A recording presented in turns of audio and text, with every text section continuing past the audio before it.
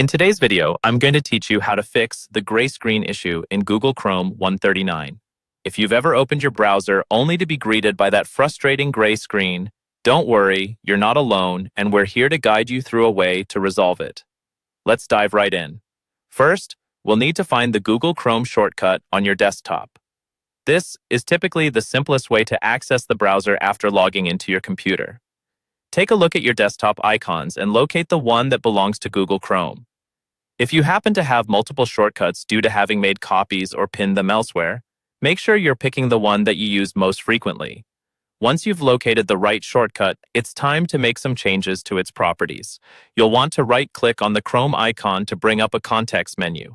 Within this menu, you'll find the Properties option. Go ahead and click on it.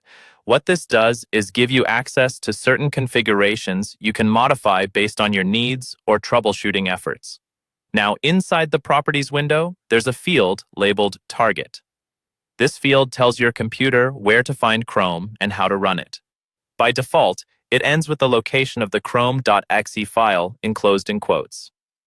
To address the gray screen issue, you need to make a small tweak here. After the closing quote, type this: Disable GPU. So what exactly does this do? Well, adding this command tells Chrome not to use your computer's graphics processor, which might be the source of our gray screen troubles. Before you close out of the Properties window, don't forget to apply this change. Simply click on the Apply button at the bottom and then hit OK to exit the Properties window. This will ensure the changes are saved and active the next time you launch Chrome via this shortcut.